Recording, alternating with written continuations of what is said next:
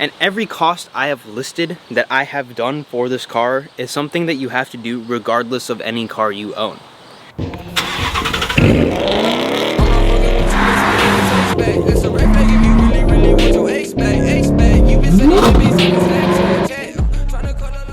How's it going, everyone? Welcome back to the channel. If you guys are new here, do me a huge favor, go down, subscribe to the channel before we get started into this video. Today we're going to be talking about the practicality of a Mustang. I've owned my 5.0 for nearing 2 years, towards the end of this year, early next year actually. So it's been quite a while. I've driven the car about 15,000 miles in this last year and a half. I kind of slowed down a little bit on mileage. At one point, I put 10K in the first year, like immediately. It was like 10,000 miles, and then we kind of just slowed down a little bit. Anyways, let's pull the car out, put some heat into it, and pull into the driveway so we can actually see the car and talk about the costs of ownership of the car, you know, insurance costs, gas costs, and just overall maintenance that I've had to do to it. Because as you guys know, the car was in the shop for about 3 months. I've addressed the cost of it being in the shop, but I just want to talk about overall, like, yearly maintenance cost of owning a Mustang. Let's get a proper cold start up.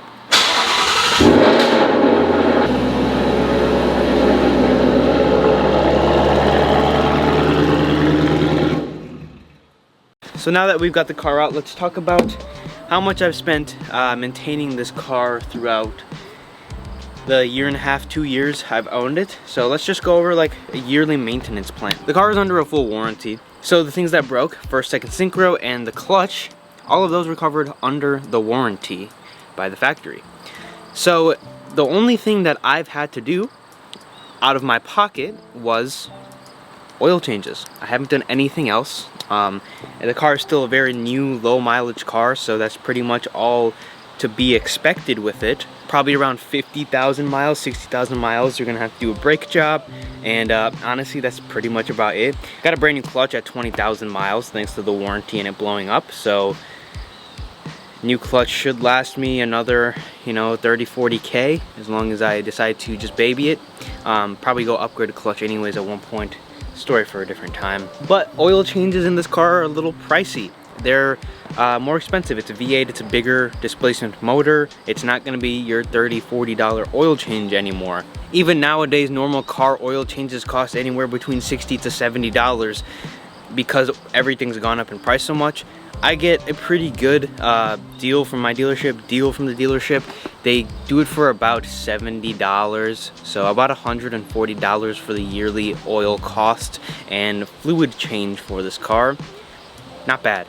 Kind of your average cost for pretty much any car nowadays. I want to start running full synthetic in the car, so just say a slightly under $200, so about $180 for some decent oil, good oil in the car, and you not having to do it. So gas mileage is actually better than people would expect in this car. I get a lot of comments on why I touch on gas mileage so much.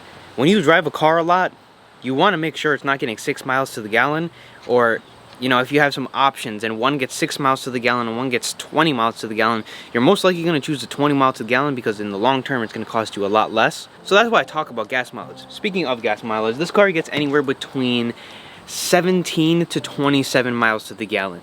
That's a very broad range, but it depends how you use it. On the highway, this car gets anywhere between 24 to 27 miles to the gallon, depending on the highway situation, but it does really good on the highways.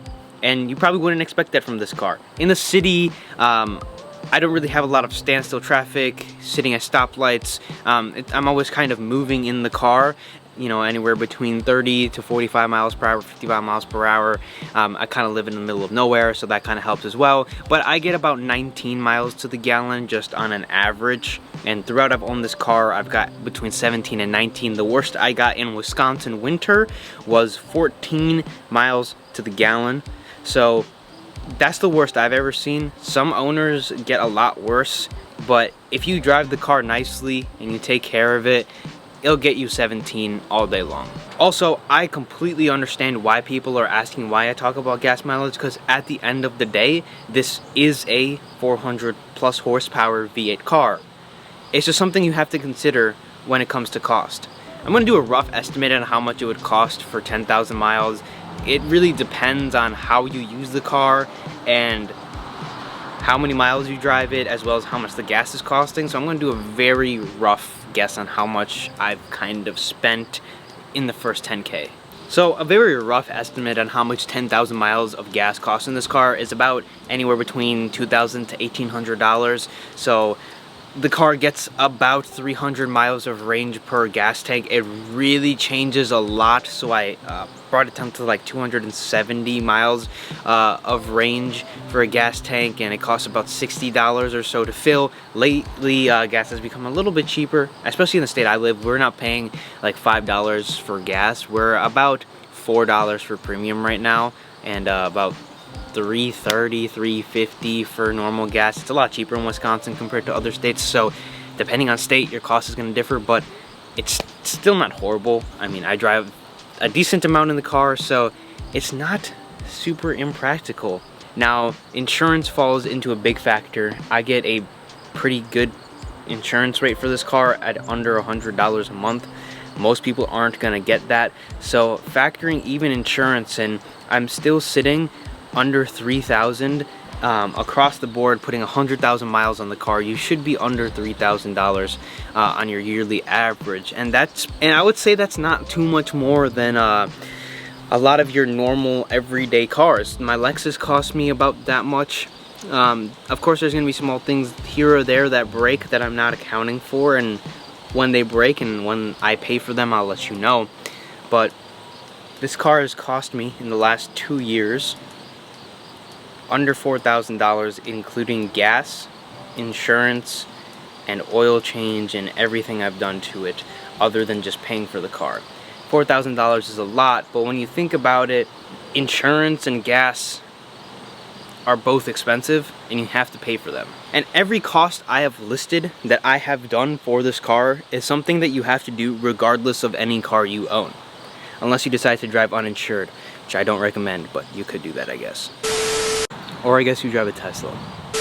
Some people think these cars are very expensive to maintain. The people who own them and people who kind of been around them know a lot of these American cars, the reason we buy them is because they're not like European cars that have a high maintenance cost. These have a lot of power. They might lack in certain things, but they make up for it in terms of not being the most expensive on your pocket. In terms of keeping the car in good condition, they're not, you know, breaking your bank account. It did blow up, but warranty. So yeah, that's all I have for this video. If you guys enjoyed, leave a like, subscribe to the channel for more epic Mustang content. I can't believe I'm daily uploading right now. I'm keeping it up. It's been great. Don't want to miss it. Upload every single day. Subscribe. See you guys in the next video.